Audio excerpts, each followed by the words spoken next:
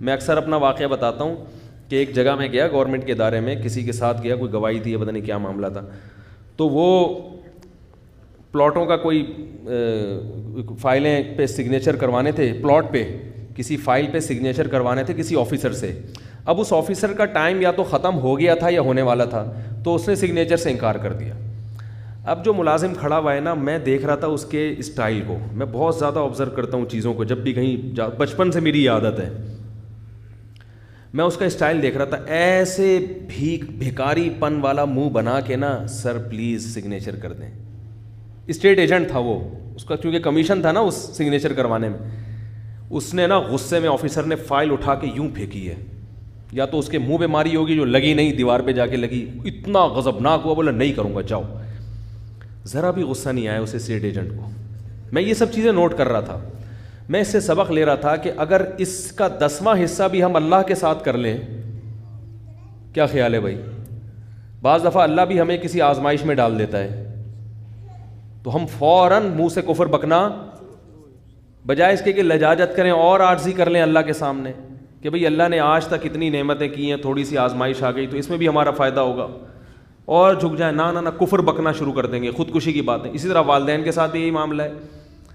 تھوڑا سا والدین یہی کام اگر باپ کرتا تو دیکھو پھر اولاد کیسے چیختی چلاتی. اگر باپ فائل اٹھا کے پھینک دیتا, بیٹا کہتا جاؤ تم نے تو ساری زندگی ہماری ماں کو بھی ستایا, یہ تانے ہمیں بھی ستاؤ گے, یہ کر دو گے, میں یہ کر دوں گا, میں دیکھتا ہوں, میں 3 دن تک گھر سے غائب ہو جائے گا بتائے بغیر. تو میں دیکھ رہا ہوں کہ وہ آفیسر کے سامنے پھر, کیونکہ اس کا کمیشن مارا جا رہا ہے 20-25 ہزار روپے کا, پھر میں نے دیکھا وہ فائل اٹھا کے لایا, اس کو جھاڑا, پھر سر کے پاؤں میں لگ رہا ہے گر رہا ہے, اور سر پلیز, اور ایسے مکھن لگائے ہیں کہ اس کمبخت سگنیچر کروا کے ہی چھوڑے, اس نے کام نکلوا کے نکل گیا. سبق حاصل کرنا چاہیے ان واقعات سے. اس کو غصہ نہیں آ رہا, اس کو پتہ ہے میرا کمیشن مارا جائے گا, اور اس کو تو روزانہ اسی سر سے واسطہ ہے نا, اسی آفیسر سے روزانہ اس کا واسطہ ہے. وہ کہے گا اس سے پھٹا کر کے میں جاؤں گا کہاں.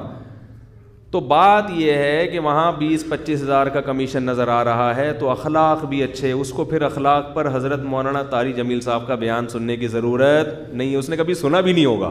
اور جنہوں نے سنے ہوئے ان کی حالت, میں خود بھی اس میں داخل ہوں, ان کی حالت دیکھو کیا ہے, ان کی حالت دیکھو کیا ہے.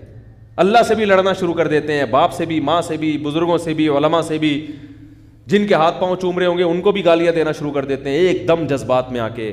تو اس لیے اللہ تعالیٰ نے بتا دیا کہ دیکھو جو امپلائی اپنے آفیسر کے سامنے اس طرح سے جھک رہا ہے, کوئی ملازم, اس کو جتنا کمیشن مل رہا ہے وہ بہت تھوڑا ہے. میرے کہنے پر غصے کو پی جاؤ گے, برداشت کر لو گے. جہاں غصہ جاری کرنا حرام, بعض جگہوں پہ غصہ جاری کرنا واجب ہے, وہ تو ایک الگ چیز ہے.